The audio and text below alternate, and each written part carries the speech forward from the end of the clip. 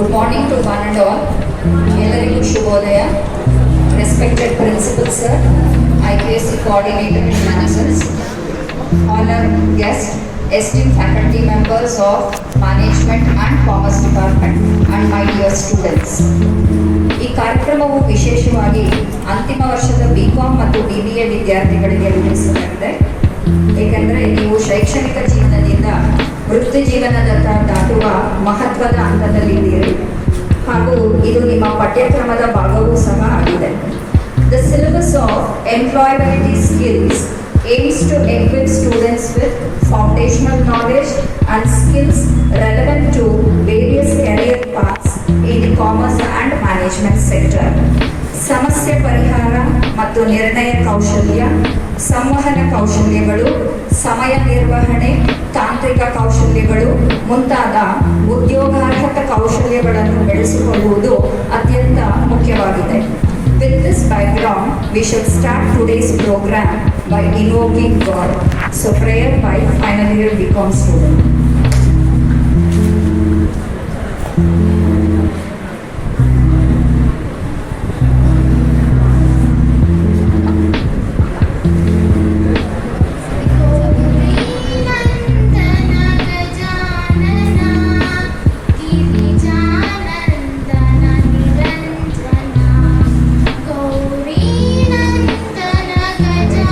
All of you to this guest lecture on employability skills organized by the Department of Commerce in association with IQAC Government First Grade College in Hoskote.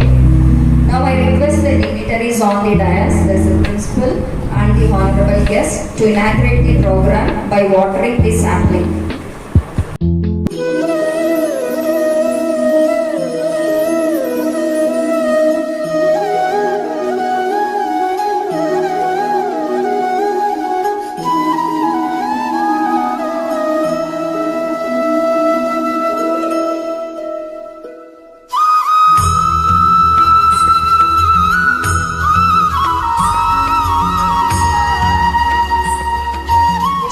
ವಹಿಸಿರುವ ನಮ್ಮ ಪ್ರಾಂಶುಪಾಲರಾದ T ರಾಮಲಿಂಗಪ್ಪರವರನ್ನು ಈ ಕಾರ್ಯಕ್ರಮಕ್ಕೆ ಸ್ವಾಗತಿಸುತ್ತೇನೆ.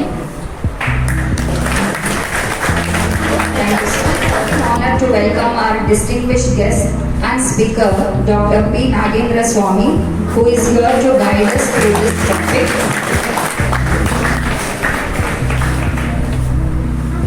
Now, so Dr. P. Nagendra Swami was born and brought up in Bangalore. Served 11 years, GFGC Alankar and 3 years. He is currently working as Associate Professor at GFGC Nelmangla, Bangalore Rural District.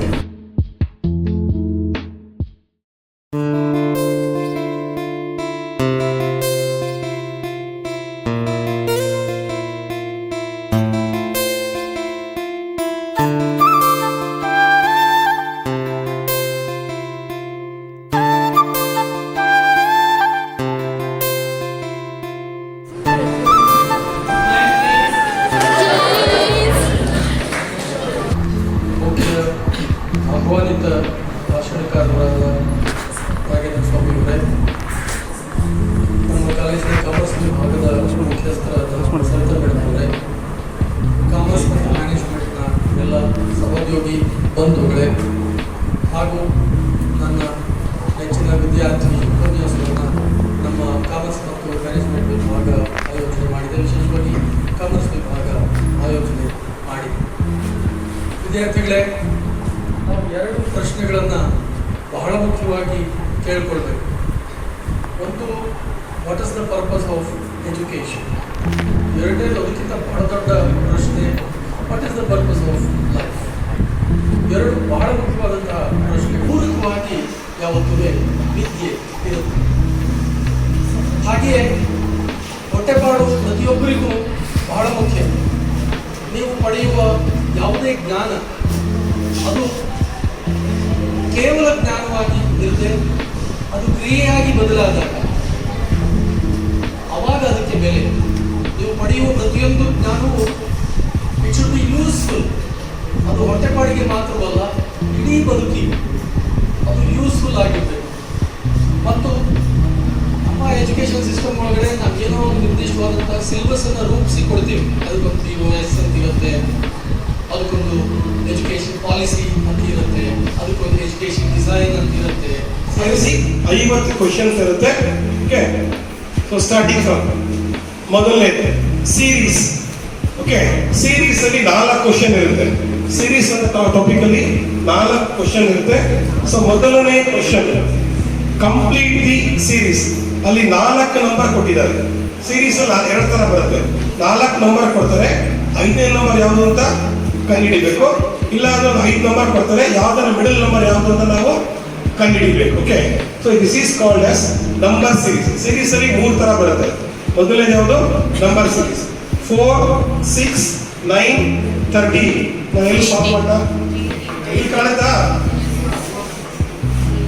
ಕೆಲವರಿಗೆ ತುಂಬಾ easy, ಕೆಲವರಿಗೆ practice. ಕೇಳಿಸ್ಕೊಳ್ಳಿ. 4, 6, 9, 13 dash ಅಲ್ವಾ? Series ಅಲ್ಲಿ you have to find the difference. 6 minus 4, 2. 9 minus 6, 13 minus 9, 4. So ಈ number difference 2, 3, 4. Next difference ಎಷ್ಟು ಬರಬೇಕು? 13 plus 5 ಎಷ್ಟು? ಸೊ ಆನ್ಸರ್ ಎಷ್ಟು? Option B. ಕ್ಲಿಯರಾ? ನಂಬರ್ ಸೀರೀಸ್ ಇದು ಒಂದು ಎಕ್ಸಾಂಪಲ್ ಕೊಡ್ತಾರೆ. ಈ ತರ ನಂಬರ್ ಸೀರೀಸ್ ಅಲ್ಲಿ ಒಂದು 15-20 ತರ ಕೋಣ ಬರುತ್ತೆ. ಅದನ್ನ ನೀವೇನ್ ಮಾಡಬೇಕು?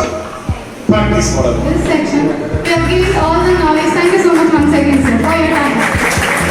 And it was really easy for us to understand, and I think everyone understood it very easily. So thank you for giving your time, and your teaching skill is very good. Thank you, sir. ತುಂಬ helpful ಆಯ್ತು sir. Exam competitive ಎಕ್ಸಾಮ್ಗೆ ನಿಮಗೆ ಓದಬೇಕು ಅಂತ ತುಂಬ useful ಆಗಿದೆ. Thank you sir. ಆಗ ಇರ್ತಾನೆ ಭಕ್ತ ಪ್ರಹ್ಲಾದ. ಹಿರಣ್ಯಕಶ್ಯಪ ಹೇಳ್ತಾರೆ, ಕಂದ ಮಗನೇ ಪ್ರಹ್ಲಾದ, ಕಾಣದ ಆ ಹರಿಯ ಮೇಲಿರುವ ನಿನ್ನ ಭಕ್ತಿ ಕಂಡೆದುರಿಗಿರುವ ಈ ನಿನ್ನ ತಂದೆಯ ಮೇಲೆ ಏಕೆ ಇಲ್ಲ? ತಂದೆಗಿಂತ ಬೇರೊಬ್ಬ ದೇವರಿರುವನೇ? ಮಗ ಹೇಳ್ತಾನೆ, ಇಲ್ಲವೇ? ಇಲ್ಲ ಇಲ್ಲ, ಈ ಜಗತ್ತಿಗೆ ನಾನೇ ಸರ್ವಶ್ರೇಷ್ಠ. ನನ್ನನ್ನು ಹೊರತುಪಡಿಸಿ ಬೇರೊಬ್ಬ ದೇವರಿರಲು ಸಾಧ್ಯವಿಲ್ಲ. ಭಕ್ತ ಪ್ರಹ್ಲಾದ ಹೇಳ್ತಾನೆ, ತಂದೆ ನಿನ್ನ ತಂದೆಯ ಹೆಸರೇನು? ನನ್ನ ತಂದೆಯ ಹೆಸರು